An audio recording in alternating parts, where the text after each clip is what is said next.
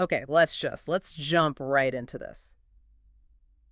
Welcome to the deep dive, the place where we try to cut through all the noise, Yeah. the daily charts, the emotional trading, and really find where the actual foundational value is being built. And today we're going far, far beyond the greed index. We really are. I mean, it's such an interesting dichotomy we're seeing right now, isn't it? It is. You have the vast retail crypto world just glued to their charts. They're waiting for the next tweet, the next piece of economic data to move the price. Oh, completely. Checking that daily emotional meter like it's the weather. Exactly.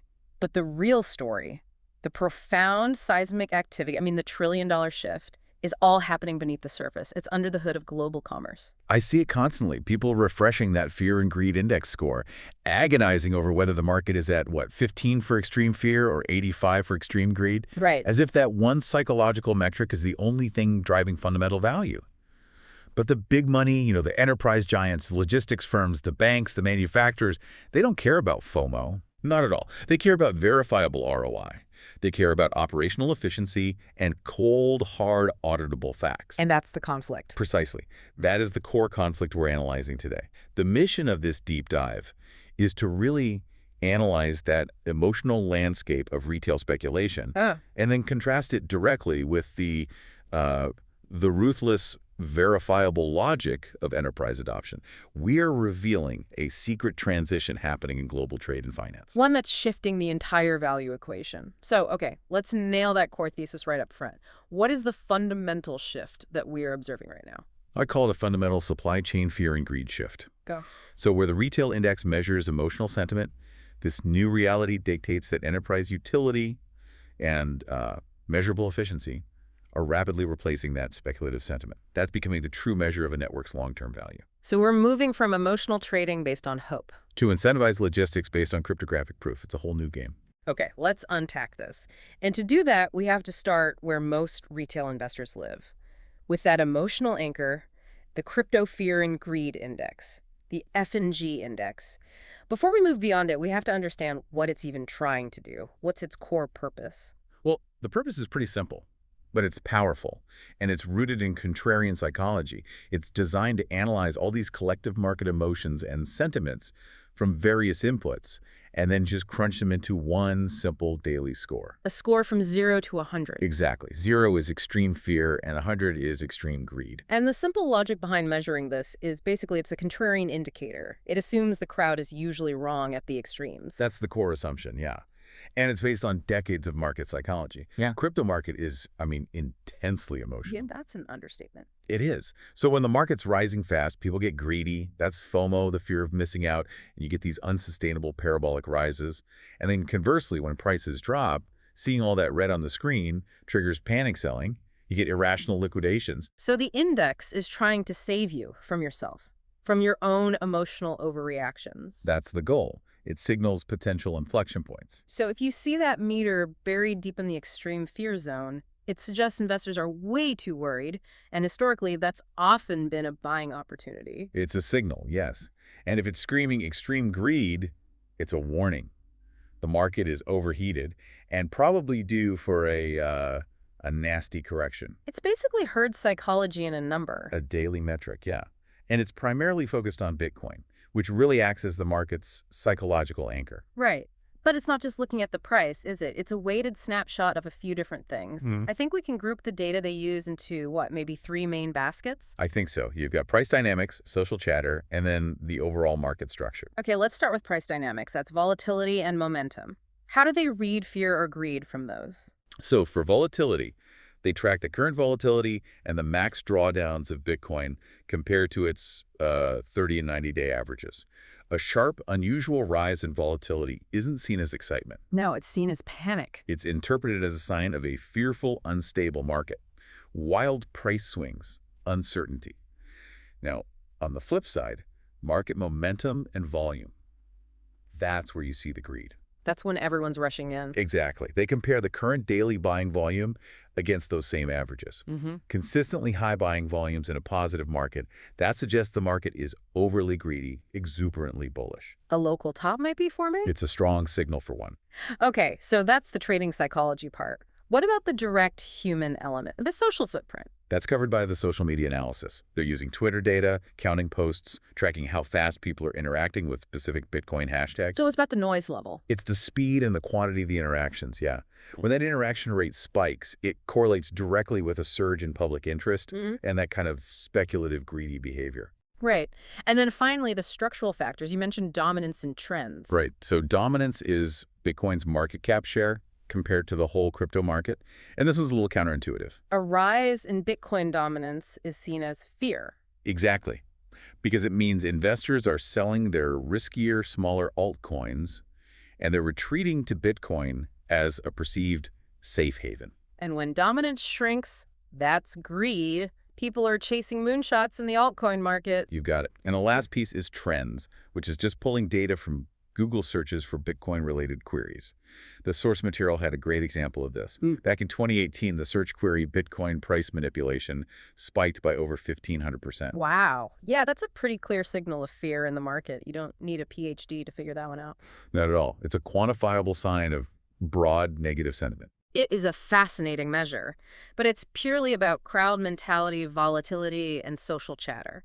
And this model, this whole era where retail emotions dictate the perceived value, it's changing. It's giving way to something far more structural, more rational, and let's be honest, probably pretty boring to the average speculator. And that's incentivized logistics. Incentivized logistics, that's the secret door we're opening today. We're moving from the chaos of human psychology to the discipline of code. When a major global enterprise adopts a distributed ledger technology, a DLT, the whole logic shifts. The goal isn't to get a 10x return overnight. The goal is to achieve measurable operational efficiency, to save billions of dollars in preventable costs like fraud and delays, and to guarantee transparency. The metric of value completely changes from sentiment to verifiable utility. So let's dive into the plumbing that makes this whole operational shift possible. Let's start with one of the most dedicated enterprise DLTs out there, VeChain, or VET. For years, this was just another name on a list of speculative altcoins, but its purpose is strictly business to business. And that distinction is absolutely critical. VeChain is a B2B blockchain specializing explicitly in traceability and supply chain optimization. And you can see its enterprise focus right from its origins. It was founded back in 2015 by Sunny Liu, who was the former CIO of Louis Vuitton China. That background gives it so much context. It really does. He didn't come from a theoretical crypto background. He came from an industry luxury goods that loses billions every single year to counterfeiting, to fraud, to supply chain opacity. He lived the problem. He saw the sinkhole. He saw the multi-billion-dollar economic sinkhole, exactly. And VeChain was designed as a tangible tool to bridge the digital world of a blockchain ledger with the physical world of product flow. It's engineered for enterprise use. Which means it needs stability. And that leads directly to its dual token model, which is maybe the most crucial part for any enterprise to understand. The price of VET can be volatile, but the cost of using the network can't be. So walk us through how VET and VTHO work together. The dual token model is, frankly, a foundational piece of genius for enterprise adoption. It separates utility from speculation. So you have two tokens. You have VET, the VeChain token. That's your reserve of value, your staking asset, the governance tool. It's the long-term investment layer. Okay, that's the asset on the balance sheet. Right. And then you have VTHO, VeChain Thor Power. That's the network's fuel. It's the gas you need for every transaction, every smart contract execution. So if VET is like owning a stake in the company, VTHO is the gas you need to run the assembly line. It's the consumable resource. That's a perfect analogy. And the crucial benefit here, the thing that makes CFOs and logistics managers actually sign the contracts, is stability. Because the cost of doing business is tied to VTHO, not VET. The system insulates transaction costs from speculation. So if VET's price goes to the moon because of retail FOMO, the cost of the VTHO required to execute a smart contract for, say, tracking a pallet of goods remains largely stable and predictable. It can even be pegged to a fiat value. And that insulation from volatility is non-negotiable for a big corporation. They have to be able to budget their costs. Down to the penny, yes. So that stability allows for real-world utility and fundamentally trust. How does VeChain actually translate this cryptographic trust into the physical world of shipping pallets and refrigerated trucks? It's all about transparency and immutability. They use integrated IoT sensors, QR codes, RFID chips, whatever fits the product. So a physical tag on the actual item. A unique physical identifier, yes. And every step that product takes Its origin, the transport conditions like temperature and humidity, storage locations, compliance checks, all of it is scanned and verified. And that data is written immutably to the network. Once it's recorded, it cannot be changed. And that's the key selling point for any auditor or logistics manager. You cannot tamper with the history. It guarantees total integrity. It tackles fraud, misreporting, human error. But it's not just about data integrity. VeChain enables huge cost reduction through automation. Through smart contracts. Right. Smart contracts can automate complex payments the instant a condition is met. Successful quality check, temperature compliance during transit, a validated delivery. The payment just happens. No more invoices, no more chasing payments. It slashes administrative tasks, it eliminates disputes, and it reduces the need for costly manual reconciliation. The proof is always in the adoption, though. What are the big, compelling cases that show this is already happening? Well, the adoption is very significant, and it's focused on high-value, high-risk sectors. Walmart China is the powerhouse example. Right. They use VET to trace over 25 categories of food products: meat, fruit, dairy. They give consumers verifiable proof of origin and storage conditions. And by doing this, they achieved a 40% reduction in quality-related customer returns. 40%. That's not a number on a price chart. That is hard, measurable operational savings and a huge boost in customer trust. That's the real metric here. Absolutely. Then you have the automobile sector. Heavy hitters like BMW and Renault are using VeChain for tamper-proof digital vehicle service histories. So that tackles odometer fraud and counterfeit parts. Two massive fraud vectors. Gone. It creates a transparent, lifelong vehicle record, which improves resale value and safety.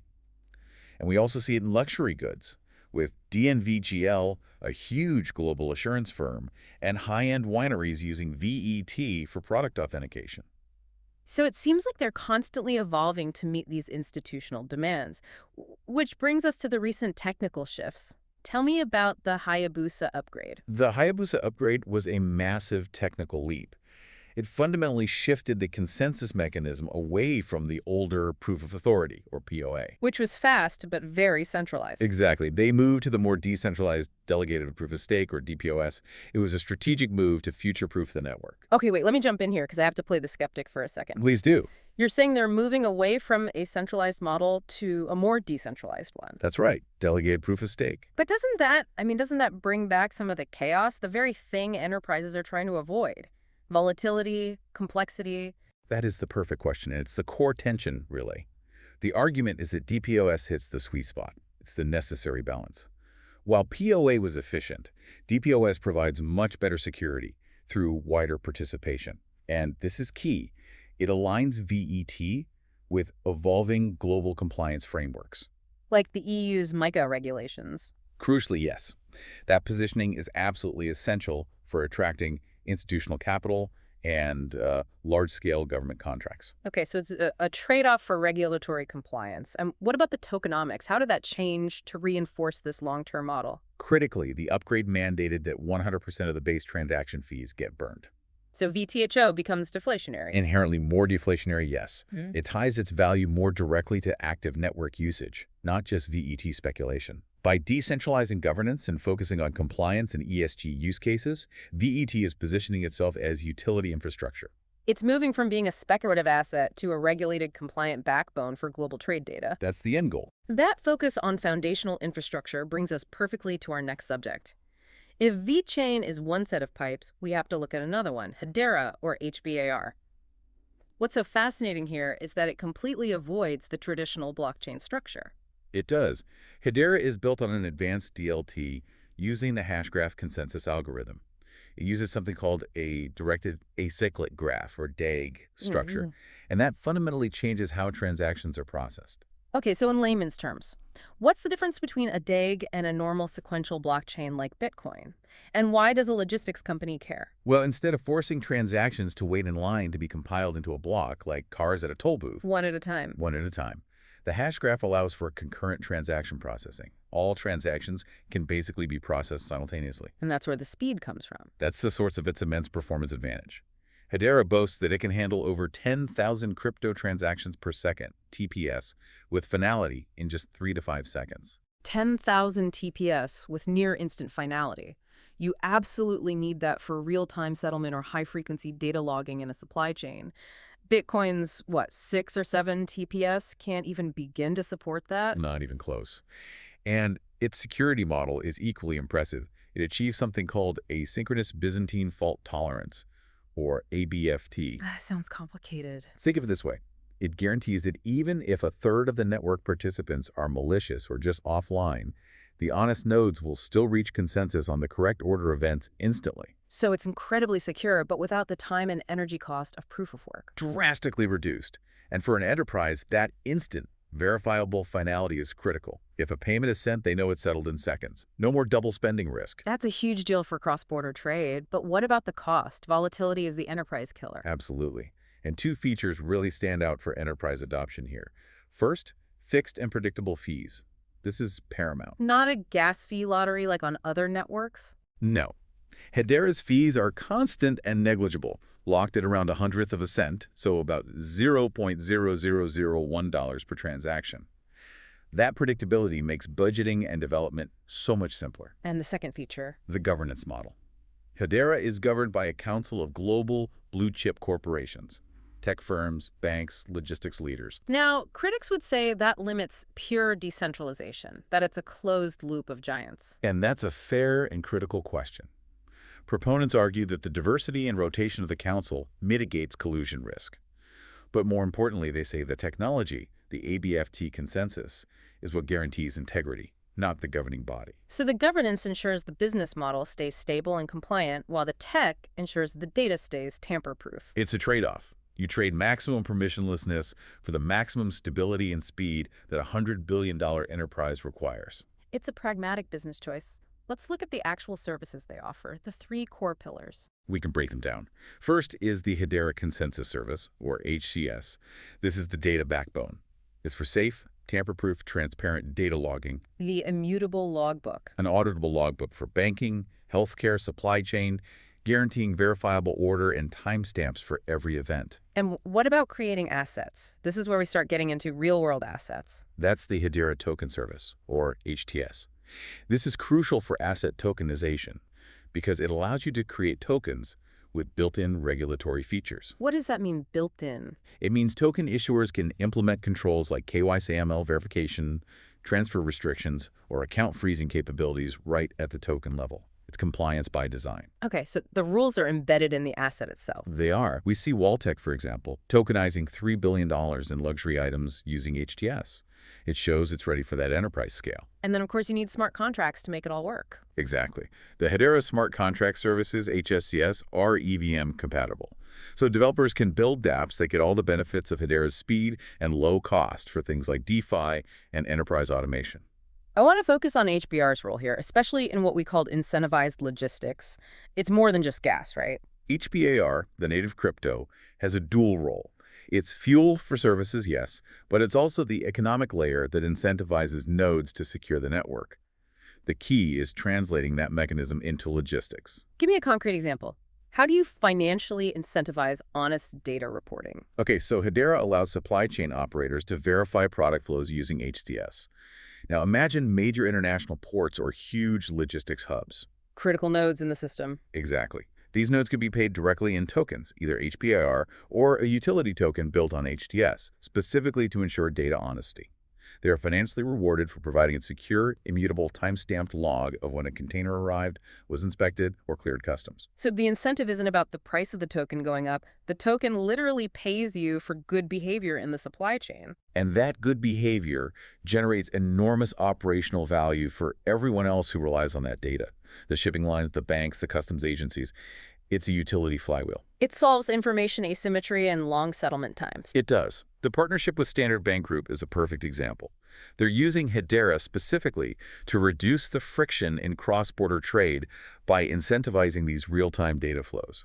It is pure, cold, hard operational value replacing emotional trading. The discussions on VET and HBAR, this efficient plumbing, they lead us perfectly to the biggest trend of all. If they are the pipes and pumps. Then real-world asset tokenization is the ocean of value flowing through them. This is the secret trillion-dollar industry hiding in plain sight. This is truly the aha moment, the point where the conversation shifts from speculation to the structural digitization of everything. RWA tokenization is just the technical process of converting ownership, rights, or the value of any physical or financial asset into a digital token on a DLT. We're not talking about crypto tokens here. We're talking about turning everything from a share of an office building to an outstanding trade invoice into a digital asset that can move around the globe 24/7. Exactly. Real estate, corporate bond portfolios, commodities, physical inventory. Once tokenized, these assets become programmable, highly liquid, and globally accessible. The scale we're talking about here, this is where the numbers just start to sound fake. The scale is staggering. If I pause for a second to even take it in. The RWA market is projected to exceed $1,016 trillion by 2030. 1,000 trillion. That's not a typo. Not a typo. Mm-hmm. We're talking about digitizing a significant fraction of all global wealth, which is currently trapped in slow, illiquid legacy systems. What's driving this? Institutional demand, growing regulatory clarity, especially with frameworks like EU MiCA, and the massive reduction in friction costs compared to traditional markets. So what kind of assets are we seeing tokenized? The expansion is breathtaking. For financial assets, you have bonds, securities, tokenized receivables, which are just outstanding invoices that can be instantly sold for liquidity. Right. For corporate assets, we're seeing heavy machinery, equipment, vehicle fleets, and in supply chain assets, beyond just tracking data, companies are tokenizing the actual warehouse receipts. And the shipping containers themselves. And the shipping containers themselves. Hold on, you said shipping containers. I did. I have to stop you there. How on earth do you tokenize a literal metal box that's floating in the middle of the ocean? I mean, what does that token even represent? And that right there is the aha moment. The token doesn't represent the steel box itself. It represents the cash flow generated by that box. The revenue from it. The revenue. Yeah. Fractional ownership of the future cash flows. The fee that's earned every single time that container is used. You're tokenizing the income stream. So a regular person, an average investor, could soon own a yield-bearing token, a fraction, that represents a share of the revenue generated every time that specific container completes a trip. A trip which is verified by the immutable data logs from systems like VeChain or Hedera. You are literally converting physical logistics into a programmable passive income stream. Exactly. Tokenization converts otherwise illiquid, expensive assets into programmable income streams that can be bought and sold anywhere in the world 24/7. It's democratizing access to these assets. It dramatically increases liquidity and democratizes investment opportunities. We're also seeing it with environmental assets like carbon credits and renewable energy certificates, which aligns with the ESG focus of these platforms. But tokenizing these high-value regulated assets, bonds, real estate, financial instruments, that requires a serious regulatory and technical backbone. This isn't just selling a JPEG. Not at all. And that's why RWA heavily relies on security token offerings, or STOs. These assets are backed by tangible assets or legal contracts, so they have to comply with complex securities laws. And that compliance requires specialized token standards, not just a basic ERC-20. You need standards built for this. The first is ERC-3643, which used to be called TRX. It's designed specifically for regulated assets. It embeds identity-based permissions and compliance rules directly into the token's code. So if a regulator says only accredited investors from a certain country can hold a tokenized bond, ERC-3643 is the code that automatically enforces that rule at the moment of transfer. Precisely. It automates compliance on-chain. Then you have ERC-1400, which is a hybrid standard also used for security tokens. These standards are crucial. They ensure a tokenized bond stays legally compliant through every single transaction. And given the 247 nature of this, that compliance has to be instant. It must be automated and real-time. And that's why AI-powered compliance is becoming a requirement. AI systems are being used to handle real-time audits, fraud detection, valuation checks, instant risk scoring. It's the only way to keep up. It is. The convergence of DLT, these advanced token standards, and real-time AI compliance is what's pushing this market toward that $1,000 trillion scale. Okay, so we've got the digital plumbing with VET and HBAR, and we've got the digitized asset class with RWA. Now the final piece, integrating all of this with the existing global economy, with TradFi, that requires a huge financial and governance evolution. The key here is friction reduction and trust. Integrating DLTs with traditional finance, with banking mainframes, clearinghouses, legacy payment networks demands entirely new infrastructure. And the crucial bridge is the stablecoin. Right. Tokens pegged one-to-one to a fiat asset like the US dollar. They're designed for reliability, not for speculation. And that stability makes them indispensable for real-time payments and settlement in the RWA world. Banks and fintechs are piling in because they enable instant liquidity and reduce counterparty risk. The numbers are pretty staggering. I saw forecasts for over $1 trillion in new dollar demand from stablecoins by 2027. JP Morgan is forecasting $1.4 trillion. Citigroup is forecasting up to $4 trillion by 2030. They are rapidly becoming the foundation of digital finance. But for that to work, you need synchronization. You have the blockchain, where the transaction happens, and you have the bank's existing systems, the old mainframes, the risk engines, the customer ledgers. They have to talk to each other instantly. They do. This requires a robust, real-time data backbone, an event-driven architecture. Every single critical event, a token being minted, a reserve updated, a KYC check passed, has to flow through all of those systems at once. There's zero tolerance for delay. Zero. So how do you solve that engineering problem? How do you sync up systems built decades apart? This is where data streaming comes in, right?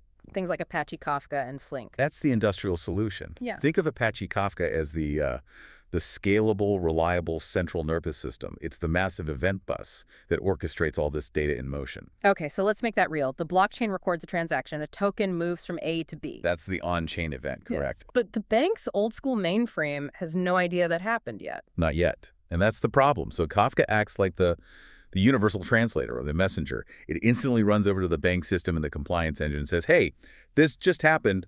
Update your books now. That is a perfect way to put it. It's the nervous system that makes sure every part of the body gets the message at the exact same time. Exactly. And then Apache Flink adds the layer of continuous intelligence on top of that. Flink processes these event streams in real time. It's doing fraud detection, anomaly scoring, reserve checks, instant reporting. It's the brain analyzing the nerve signals as they come in. That's it. This combination is the hidden integration layer that allows the legacy financial world to truly talk to the new DLT world without fatal latency. This shift toward utility also forces a deeper look at tokenomics. The Fear and Greed Index is all about speculation. Enterprise adoption demands sustainable incentives. Absolutely. Yeah. If we connect this to the bigger picture, purely speculative tokens, they just fail to attract serious enterprise use. Utility demands incentive structures that align all stakeholders' interests with the network's long-term success. You have to reduce the free rider problem. You do. And you see that with mechanisms that reinforce long-term commitment. Governance tokens, utility tokens like VTHO, but maybe most critically, things like vesting and lockups. So releasing tokens over time on a set schedule, often a 4-year schedule with a 1-year cliff? Right. And that cliff is the initial period, usually 12 months, where zero tokens are accessible. This forced long-term commitment is vital. Why so vital? It prevents immediate destabilizing sell-offs from founders or early investors that can crush confidence. It ensures the core stakeholders genuinely believe in the project over a 4 or 5 year timeline. It protects against the volatility that sends the Fear and Greed Index flying? Exactly. So the token has to have inherent value beyond just speculative hope. It can be governance rights, a claim on earnings. Or, most powerfully in this RWA era, representation of a real-world asset. A token backed by real estate, for example. The sustainability of its price hinges not on emotional trading, but on that intrinsic utility. So after all that, what does this mean for you, the listener? We started this deep dive looking at the emotional retail world of the Fear and Greed Index. We've covered the disciplined engineering of VeChain and Hedera, the massive scale of RWA, and the integration with TradFi. It means we are witnessing a fundamental, irreversible pivot in finance. The shift is from emotional, hope-based trading to calculated, hyper-efficient utility driven entirely by code. VeChain and Hedera aren't just altcoins. They are the foundational, compliant plumbing that's allowing global trade to tokenize and automate trillions of dollars in assets. So this whole evolution, it's not about whether crypto survives. It's about how global financial infrastructure is being digitized, automated, and made liquid. It's about taking assets that were once trapped, a logistics receipt, an invoice, a piece of real estate, and turning them into programmable 247 income streams. A transformation that guarantees unprecedented efficiency and transparency. The old financial fear and greed, they're literally being engineered out of the system. So we started by looking at the Fear and Greed Index, a metric designed to save individual investors from their own emotional overreactions. from the human element. But if, and this is the big thought, if the trillions of dollars flowing through incentivized logistics and RWA are now being governed by immutable smart contracts, real-time data streaming, AI compliance, completely disconnected from human fear or greed. With the human element technologically engineered out. Yeah. Then what new, purely rational metric will we invent to measure the health of a global economy driven entirely by code? The fear and greed index becomes obsolete. What do you replace it with? That is the ultimate question for the next decade, isn't it? When human emotion is no longer part of the infrastructure, what new measure replaces sentiment? An efficiency index, a compliance index. We'll see. We look forward to diving into that next time.